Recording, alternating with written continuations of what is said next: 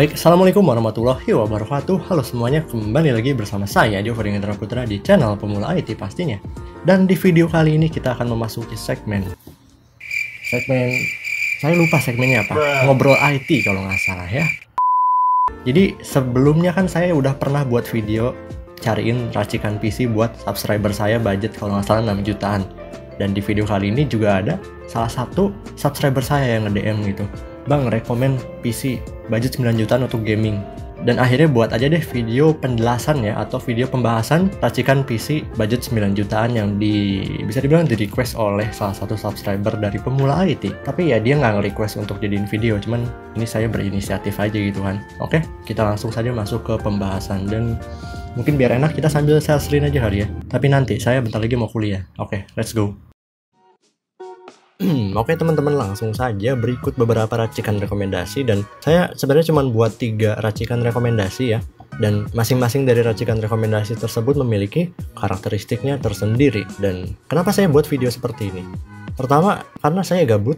Yang kedua, mungkin bagi teman-teman yang memiliki situasi yang mirip atau bahkan sama ya, yang pengen rakit PC budget 9 jutaan untuk kebutuhan gaming ataupun streaming, beberapa racikan rekomendasi ini bisa menjadi pilihan buat teman-teman. Dan ya ini sekedar preferensi saja sebenarnya. Jadi teman-teman kalau misal, Bang, saya pengennya dari Asus motherboardnya, atau saya pengennya VGA-nya dari Colorful, atau SSD-nya dari Adata, ya boleh aja gitu. Teman-teman jadikan ini sebagai referensi aja gitu. Dan selebihnya tergantung kalian mau kayak gimana. Dan yang ketiga, tentu saja saya akan membahas tentang value gitu. Dengan budget sekian, kita manfaatkan budget tersebut sebaik mungkin. Jangan jadikan budget yang kalian miliki itu bisa dibilang, kalau dibilang sia-sia, bisa dibilang enggak sih. Mungkin lebih tepatnya kurang worth it aja gitu ya. Di budget segitu sebenarnya kalau milih komponen A misal, bakal lebih baik atau bakal lebih value atau bakal lebih enak ke depannya atau lebih nyaman dipakai dibandingkan kalian memilih komponen B. Ya, sebenarnya ada alasan keempat, cuman saya lupa. Sebenarnya saya udah rekam video ini sebelumnya, tapi karena videonya korup pasti pindahin, jadi saya ngulang rekamnya. Oke, mungkin langsung saja daripada lama-lama ya.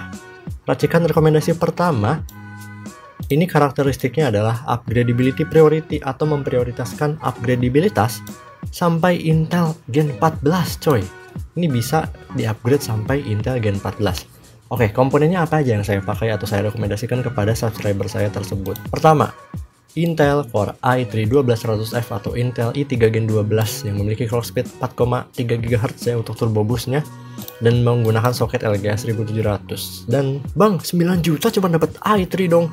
Gini, Intel Core i3-12100F ini dengan harga 1,5 jutaan kurang dikit, teman-teman udah bisa dapat performa single core yang mantep. i3 Gen 12 ini performa single core yang ngalahin i5 Gen 10 yang 10400F. Dan ya, i5 10400F tuh harganya di atas i3 12100. Kan kebutuhannya untuk gaming dan untuk streaming dan untuk beberapa game dengan 4 core 8 thread mungkin emang agak kewalahan dikit. Tapi dengan performa single core yang kencang dan juga ini buat awal-awal, dan ada beberapa hal kalau kalian pilih i3 Gen 12 ini bakal jadi lebih worth it. Nanti saya akan jelaskan kenapa nggak pilih i3 Gen 12 aja gitu. Performa multicore-nya juga nggak beda jauh sama i5 Gen 10 gitu. Dengan pilih i3 12100F ini, teman-teman bisa dapat beberapa keuntungan. Pertama, upgradabilitas. Dengan milih Intel Gen 12, teman-teman kalau motherboardnya support bisa sampai upgrade ke Intel Gen 14. Kedua, i3 12100F ini single core-nya tadi kenceng ya. Jadi, dan biasanya game tuh kan butuh single core performance, dan ini cukup mantep i3 12100F ini. Dan yang ketiga, harganya murah coy. Ini 1,5 jutaan udah bisa dapat Intel i3 Gen 12 yang box dan baru. Dan itulah alasan mengapa kalian jangan meremehkan i3 Gen 12 untuk rakitan PC 9 jutaan ini. Lanjut, untuk motherboard di sini saya ada 2 opsi. Sebenarnya mau opsi yang lain juga nggak apa-apa, cuman saya baru nemu yang 2 ini yang bisa dibilang cukup oke dan murah. Untuk yang pertama ada, ini naik harganya, dulu nggak segini, buset. Mungkin saya lebih rekomendasiin yang ini jadinya. Ini B760M DDR4 Gen 12 Gen 13, tapi untuk di websitenya teman-teman bisa cek ini support sampai Intel Gen 14. Nah, chipset B760M ini memiliki beberapa fitur yang menurut saya cukup oke. Pertama, dia udah ada 2 slot M.2 NVMe. Yang pertama sudah support PCIe generasi keempat. Oh, dua-duanya udah support PCIe generasi keempat ternyata ya. Dan ya ini mantep banget coy, ada 4 kali SATA 6 gigabit per second. Ya ini udah jarang orang pakai, mungkin buat SSD SATA aja deh, jangan HDD, kecuali HDD buat nyimpan data-data besar ya. Namun sayangnya tidak ada perheatsingan duniawi di sini ya untuk VRM dan lain sebagainya. Dia hanya ada heatsink untuk M.2 NVMe yang pertama, tidak seperti yang ASRock ini. Dan ya beginilah yang MSI ini, B760M, Intel Gen 12, 13 dan Gen 14. Nah ini kan tadi fiturnya udah cukup oke, dan untuk DDR4 nya bisa di overclock sampai segini. Ini ada fitur overclock untuk chipset B series, itu dia salah satu keuntungannya. Lalu kalau per USB-an duniawi juga udah lebih banyak daripada chipset A series ya, A series, H series. Dan yang terpenting B760M ini tadi kan support sampai Gen 14, ditambah kalau misal pengen pakai i7 yang high performance, i7 13700 gitu, atau minimal i5 12600KF lah. Kalau dipasang di H610M, Intel Core i5 12600KF itu bisa dibilang nggak akan berjalan secara maksimal atau berjalan sama kencangnya dengan dipasangkan di B760M atau B660M atau chipset B series.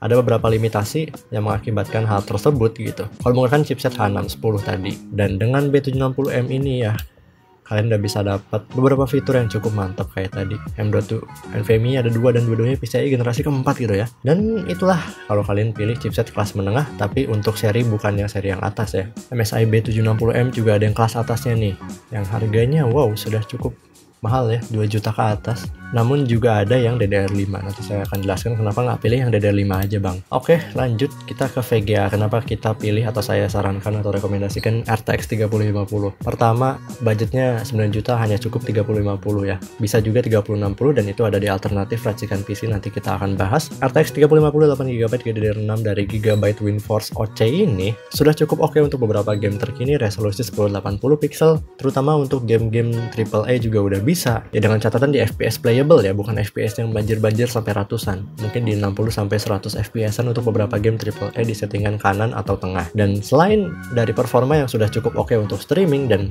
mungkin untuk streaming ya 60 FPS juga udah cukup gitu kan. Selain dari hal performa, RTX 3050 8GB ini memiliki efisiensi daya yang baik ya dibandingkan 2060, walaupun 2060 performanya di atas ini. Tapi kalau kalian pilih 3050 8GB ini, teman-teman bisa dapat fitur DLSS 2, dan otomatis karena ini RTX 30 series gitu ya, versi encoder NVENC-nya lebih baru daripada RTX 20 series, dan juga fitur-fitur lainnya kayak OpenGL, OpenCL, CUDA version dan lain sebagainya itu lebih baru daripada RTX 20 series, karena ya jelas lebih modern, lebih baru keluarnya gitu ya. Ya itu tadi sih. Kalau 2060 gimana bang? Sebenarnya oke aja yang 2060 12GB. 12GB ini mungkin mubazir ya kalau dipasang, dan teman-teman bisa dapat 2060 12GB ini bisa jadi ini bisa jadi alternatif buat teman-teman. Tapi kalau saya rekomendasiin 3050 aja, dan ini udah cukup buat streaming gitu ya. Alternatif lain mungkin kalau dari VGA, karena 2060 12GB yang barunya udah jarang ya, bisa pakai Radeon, tapi karena kebutuhan juga buat streaming gitu. Sedangkan encoder dari Nvidia ini lebih baik daripada encoder dari Radeon untuk streaming, jadi ya sebaiknya menggunakan Nvidia kalau rekomendasi dari saya, karena kebutuhannya untuk streaming. Ditambah driver dari RTX atau Nvidia tuh nggak pernah bermasalah, maksudnya nggak sesering bermasalah kayak Radeon itu ya. Kalau RAM di sini sebenarnya saya karena suka aja ingin lihat simple, minimalis, dan ini kayak logo apa namanya, logo fashion gitu ya.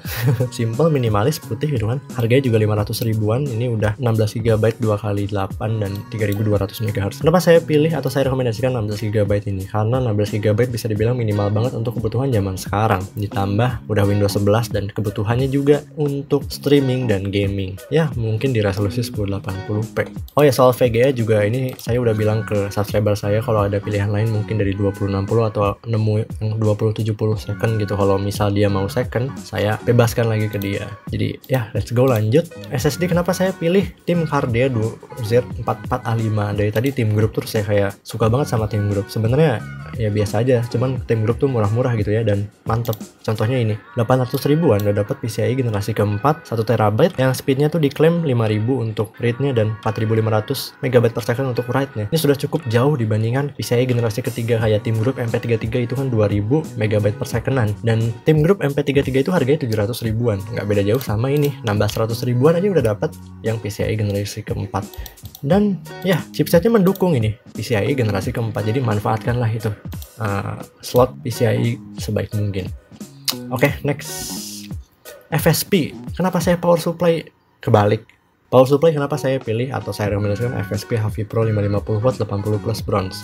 Sebenarnya ada 3 alternatif ya, saya memberikan 3 alternatif buat buat beliau. Jadi yang paling utama adalah pertama yang saya paling rekomendasikan dan saya paling suka dari dulu ya, FSP HV Pro atau power supply dari FSP ini dengan kapasitas 550 watt 80 plus yang serinya HV Pro atau seri paling rendah dari FSP power supply gitu kan. Tapi walaupun seri rendah, ini power supply udah memiliki banyak sertifikasi dan juga proteksi gitu ya, bukan banyak sertifikasi, cuman punya satu doang gitu ya. Dia udah memiliki 80 plus bronze dan memiliki proteksi yang cukup lengkap. Kalian boleh tonton videonya di kanan atas ya, saya udah bahas di situ.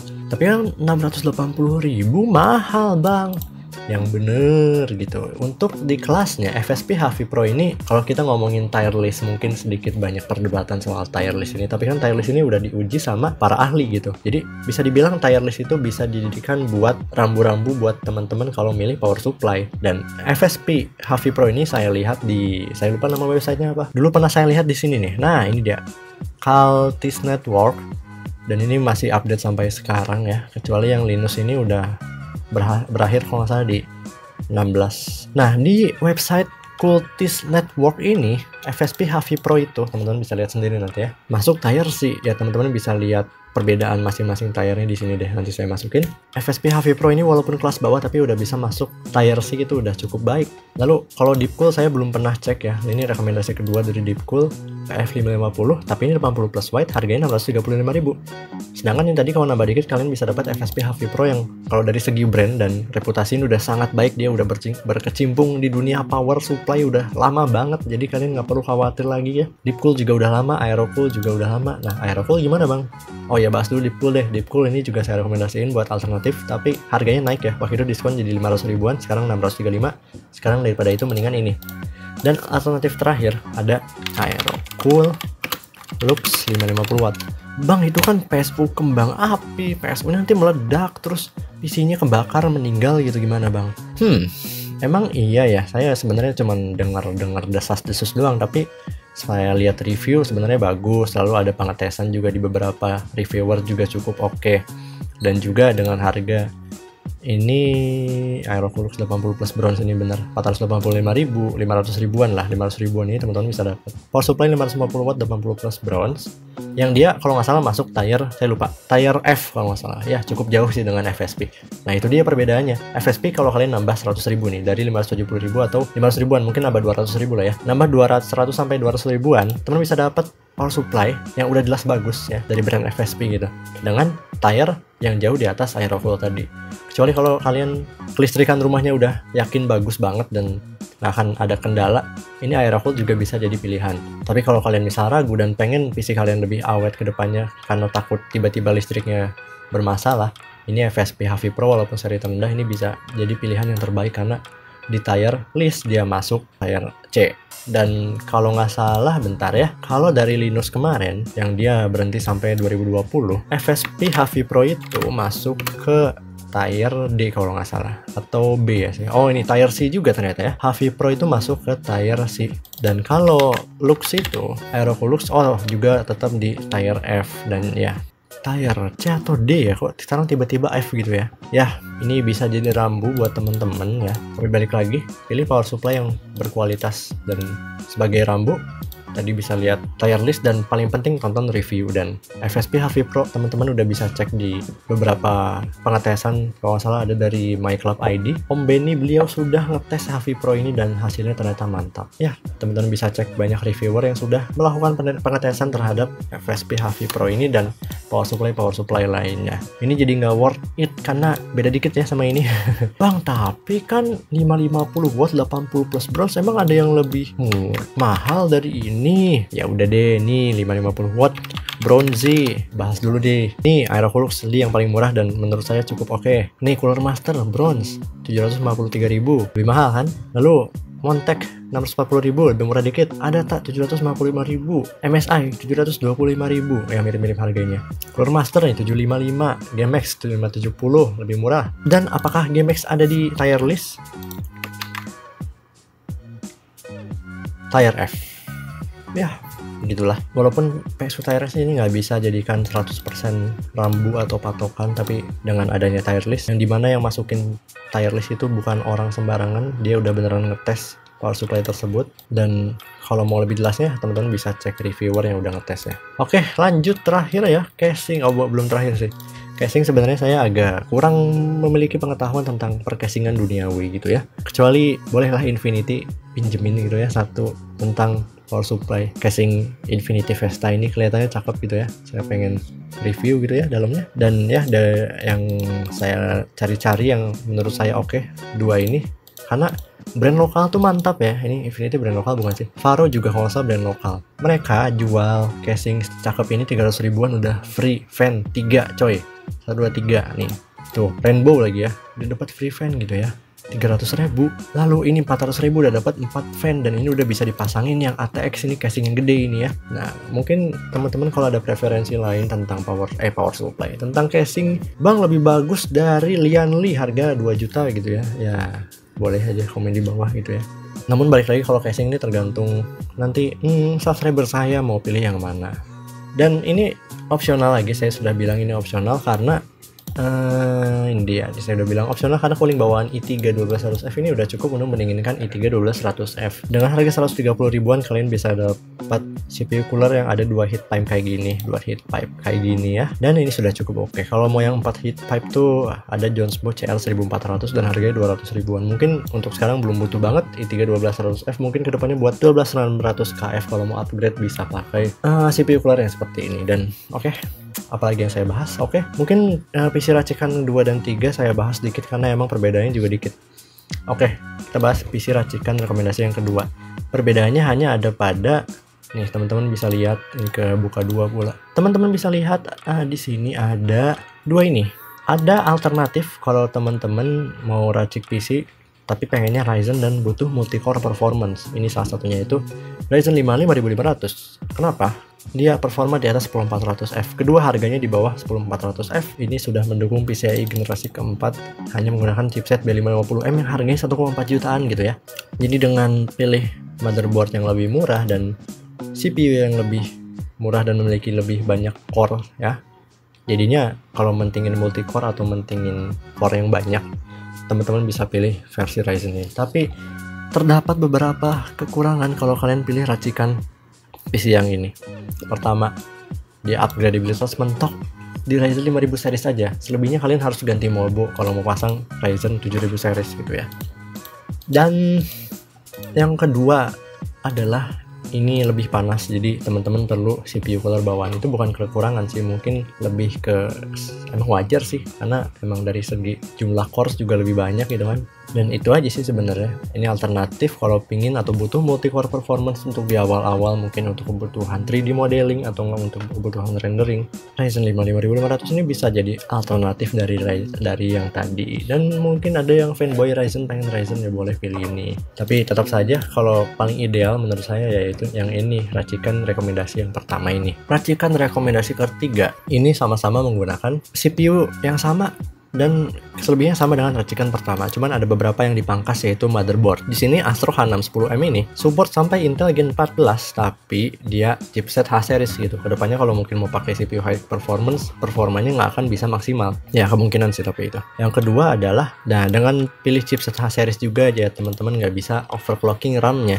jadi mentok di 3200 MHz. Dan yang ketiga, SSD-nya mentok di PCIe generasi ketiga, walaupun udah cukup kenceng menurut saya PCIe Gen 3 itu, dan harganya juga lebih murah, tapi beda 100.000 doang sih. Dan kenapa kita ngorbanin 3 itu? Ini satu-satunya karena kita mau pilih graphic card yang powerful, yaitu RTX 3060 12GB. Sebenarnya ini kurang 12GB, yang 6GB nya harusnya lebih murah gitu, tapi di pasaran sudah tidak ada yang RTX 3060 6GB gitu ya. Jadi yang barunya masalahnya nggak ada gitu ya. Jadi wis lah, kita pilih yang 12GB aja karena mungkin mau generate waifu gitu ya, subscriber saya ini butuh VRAM yang gede buat generate waifu, ini bisa jadi pilihan gitu ya, yang 12 GB. Nah ini dia, dari tadi nggak kebuka-buka ya. Ini performa sudah cukup oke dengan power supply 540 watt, emang sebenarnya pas-pasan, tapi karena CPU-nya juga nggak terlalu boros daya, jadi dengan dipasangin i3 walaupun sedikit bottleneck tapi cukup oke. Ini kalau mentingin performa graphic card untuk kebutuhan gaming atau nggak untuk kebutuhan 3D modeling, tapi ya tadi kan kebutuhannya hanya untuk gaming dan streaming.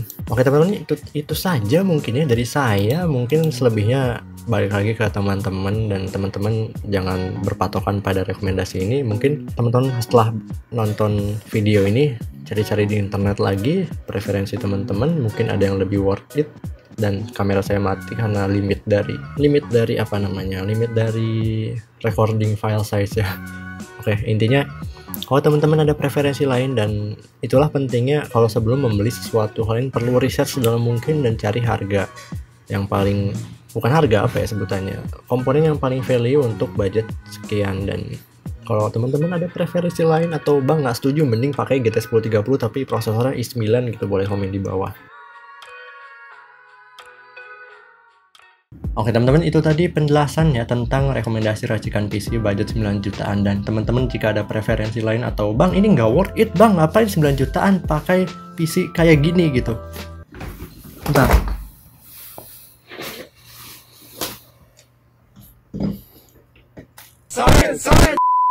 Ya kalau teman-teman ada pendapat lain atau